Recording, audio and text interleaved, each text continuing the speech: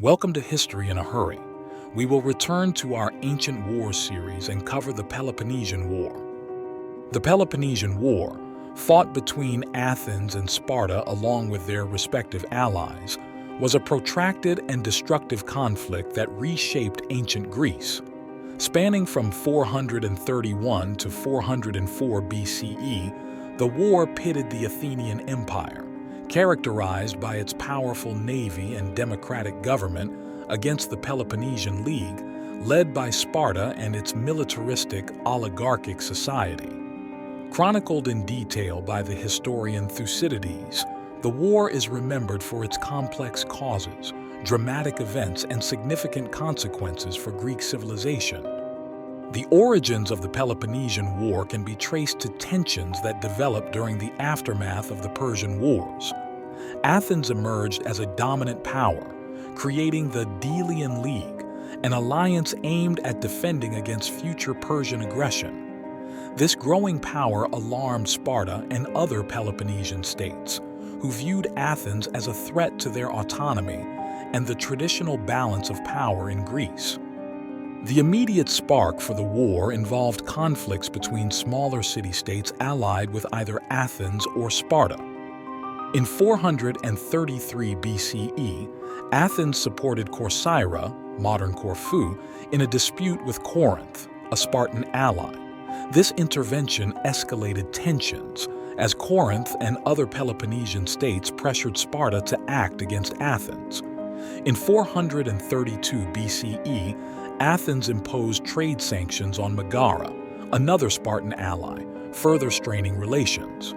These events, combined with long-standing rivalry and mutual distrust, led Sparta to declare war in 431 BCE.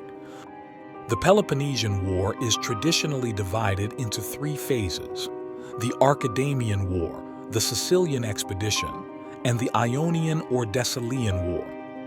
The first phase, named after the Spartan king Archidamus II, saw Sparta launch repeated invasions of Athenian territory.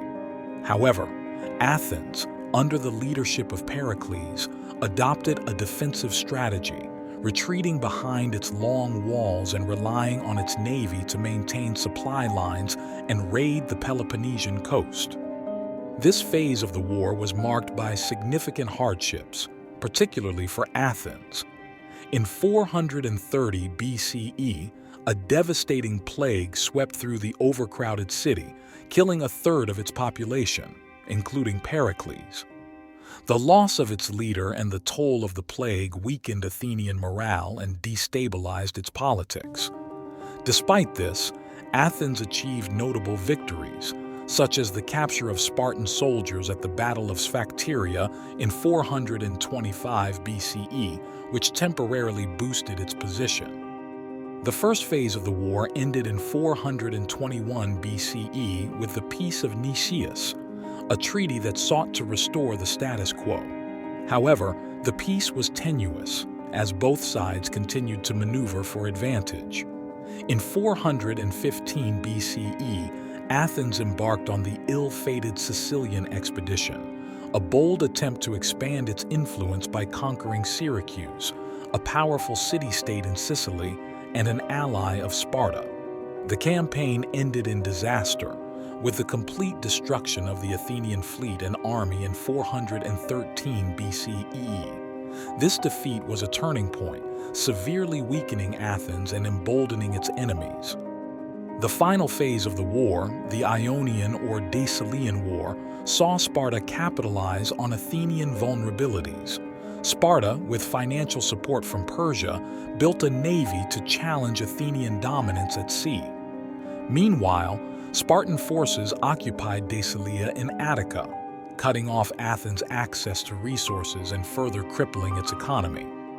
In 404 BCE, Athens, starved and surrendered to Sparta, marking the end of the war. The terms of surrender were harsh. Athens had to dismantle its long walls, disband its navy, and become a subordinate ally of Sparta. The Peloponnesian War left Athens devastated its empire dismantled, and its golden age of cultural and political dominance ended. The consequences of the Peloponnesian War extended far beyond Athens. The war weakened the Greek city-states collectively, leaving them vulnerable to external threats. Sparta's brief hegemony proved unsustainable, as its rigid military society struggled to manage the complexities of empire. Internal conflicts among the city-states persisted, culminating in further instability and the eventual rise of Macedonia under Philip II and Alexander the Great. Culturally, the war marked a turning point in Greek thought. The brutality and suffering of the conflict led to a more pessimistic outlook in Greek philosophy, as seen in the works of thinkers like Plato. The war also inspired enduring works of literature and history, particularly Thucydides' account, which remains a seminal study of power, politics, and human behavior. In conclusion, the Peloponnesian War was a defining moment in ancient Greek history, reflecting the challenges of balancing power and the fragility of alliances. Its legacy is one of profound lessons about the costs of war, the dynamics of rivalry, and the complexities of human ambition. Though it brought great destruction, the war also shaped the political and cultural trajectory of Greece and the wider Mediterranean world. Thanks for racing through history with us on History in a Hurry. If you enjoyed today's quick dive into the past, don't forget to like, subscribe, and hit that notification bell so you never miss a fast-paced trip through time. Please reply in the comments with ideas for our next history lesson. See you in the next one.